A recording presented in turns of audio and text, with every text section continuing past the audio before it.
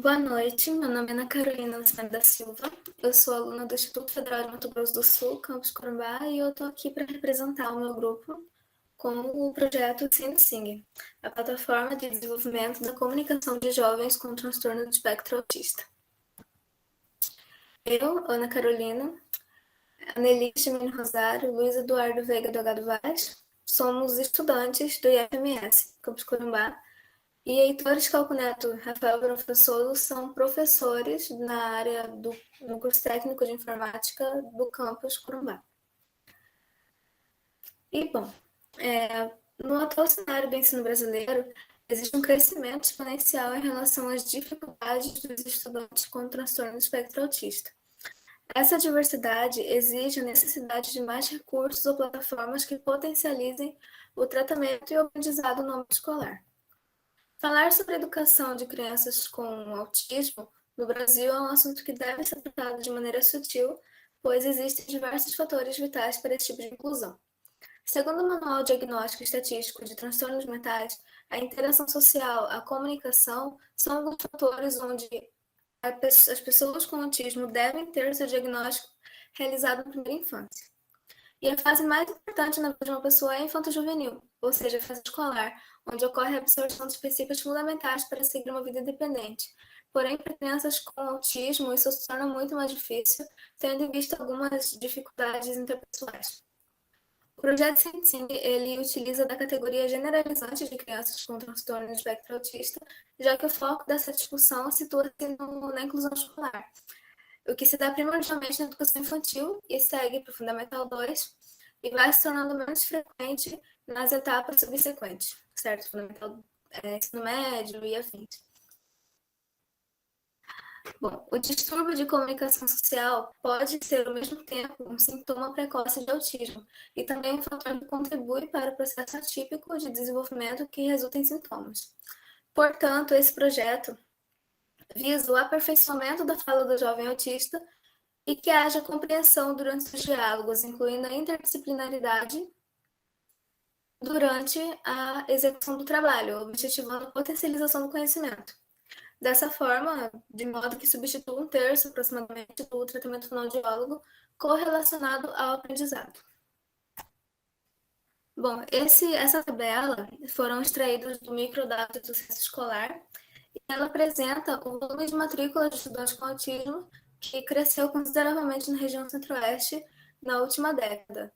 A tabela que está sendo apresentada, ela mostra que os números em 2010 foram muito baixos, inclusive no ensino médio, e já em 2019 ele cresceu consideravelmente, mas como é a região centro-oeste no geral, ainda assim é um número muito pequeno.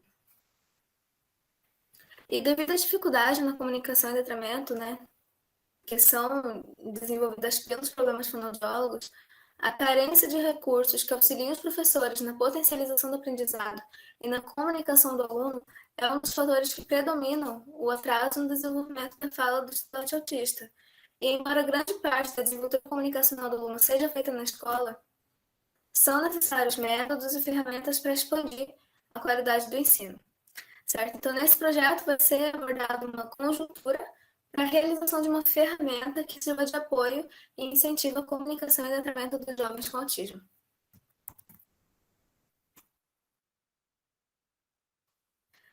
Bom, a comunicação é um título de suma importância para o desenvolvimento e letramento do estudante do ensino fundamental 1, mais precisamente do aluno com autismo, já que de 70% a 80% dos indivíduos autistas não demonstram qualquer tipo de fala, de comunicação verbal ou outra fala com funções comunicativas, certo?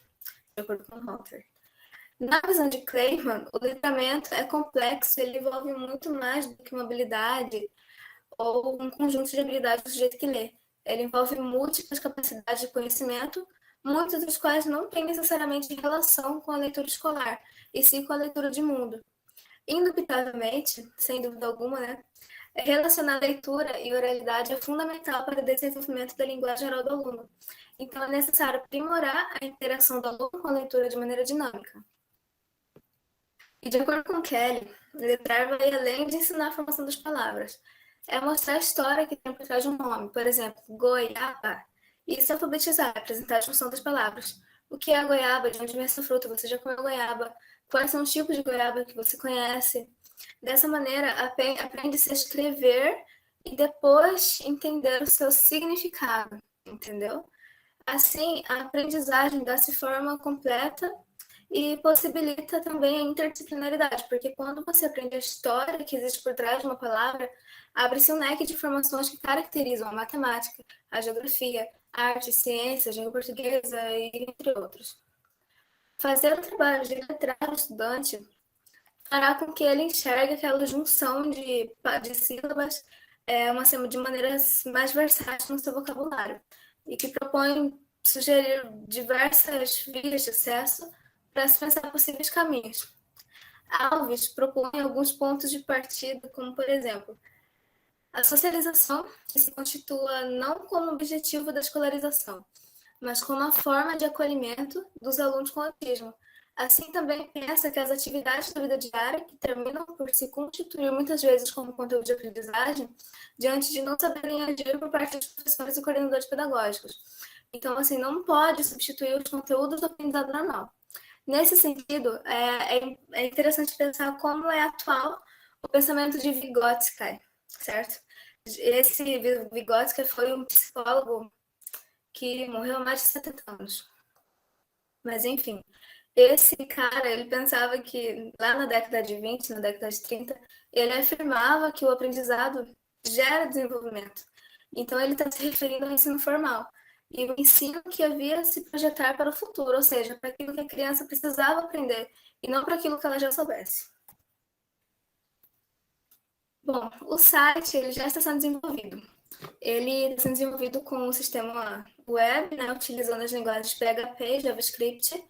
Está sendo utilizada também uma biblioteca de reconhecimento de voz e banco de dados MySQL. Ele vai funcionar da seguinte maneira, né? A criança ela vai repetir a palavra e se a palavra que está sendo apresentada na tela for correta, o programa ele vai entender a palavra e vai dizer se ela está certa ou errada. Conforme ele vai acertando, ele vai passando de nível e o programa vai apresentar algumas informações sobre as imagens e vai relacionar com o aprendizado, né? O professor ele vai ter autonomia de administrador geral. Ele vai conseguir cadastrar alunos, criar turmas, fazer o upload de imagens que ele deseja abordar durante a aula, de modo que não desvie a atenção do estudante. Assim, a página do aluno ela vai ter somente as figuras selecionadas pelo professor, de acordo com a sua série.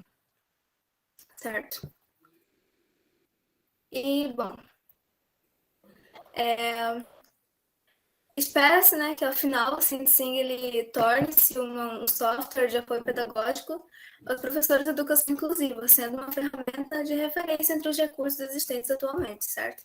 E essas duas imagens que estão sendo apresentadas aí são o nosso site, que já está sendo desenvolvido, já está quase pronto já. E essa daí, no caso, é a tela do aluno, né? Aparece a imagem, pergunta, ele clica para falar, ele repete a palavra, ele vai passando de nível. E cada palavra, no caso, como eu disse agora, ele tem um nível de dificuldade específico para a série que ele está estudando. Então, assim, esse visual ainda está sendo estudado, a gente está estudando sobre a teoria das cores, para correlacionar bem com toda essa questão do autismo, né? Então, está sendo bem trabalhado. E, bom, após diversas buscas, conclui-se que com o aumento das matrículas dos estudantes com autismo, mais recursos tecnológicos são desejáveis para auxiliar na educação dos mesmos. Essas foram algumas referências que nós utilizamos aqui no slide.